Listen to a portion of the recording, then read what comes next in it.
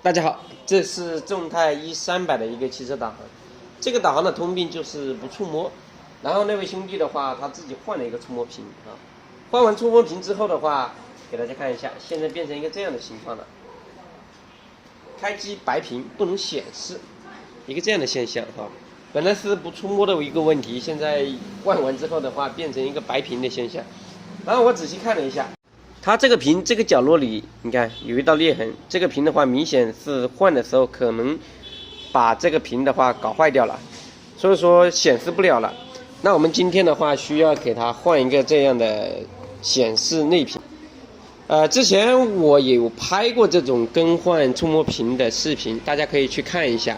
换这种触摸屏的话，一定要小心。所以说你一旦换的不好的话，你看把内屏也换坏掉了，现在又要换个内屏。那我们换内屏的时候，不小心的话，又会把那个外屏给拆坏掉，所以说这样的话会导致一个恶性循环。这种东西先一步成功，一步到位，那是最好。好，我们现在要给它更换一个内屏，好，看一下我们怎么去更换。我们还是把这些螺丝全部给拆掉。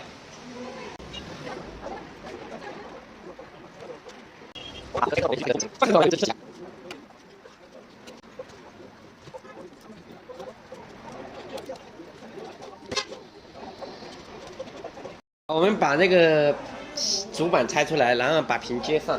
我们先测试一下，如果能正常点亮，我们再去换开机。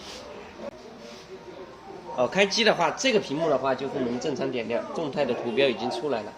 那我们现在的话就是需要去更换这个显示屏啊，就更换这一块。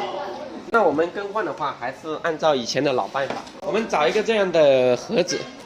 然后把这个屏幕放进去，然后给它加热，温度的话达到150度哈，然后放进去，盖好，给它加热5分钟左右。我们烤5分钟左右的话，然后就把它拿出来，我们就慢慢的从这个边缘把它抠出来。你看，烤完之后它抠的话还是比较好抠的，然后就把这个拿出来了。好，我们现在要把这个显示屏和触摸屏分离。现在主要是要保护这个触摸屏，不让这个触摸屏受伤害。那我们这里粘的比较紧，它装的时候可能粘得很死的。那我们现在把它慢慢拨开来。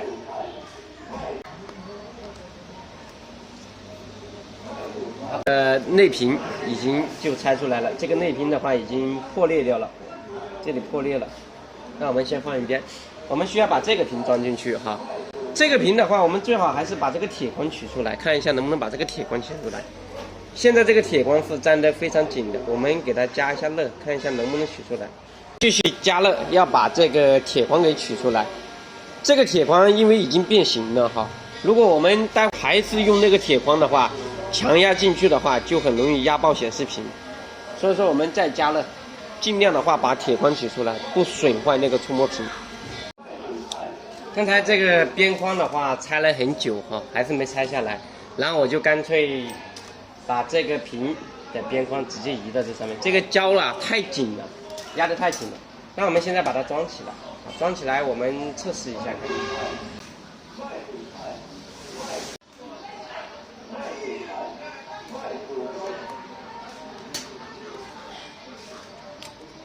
好，这个已经终于装好了，我们现在开机测试一下。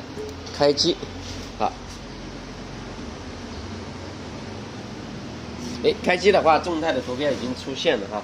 我们现在最主要是测试一下触摸，看一下触摸有没有用，因为我们刚才这样折腾的话，有可能会把触摸屏给搞坏掉。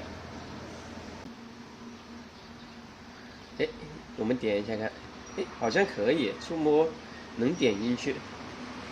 我们放一下音乐看一下。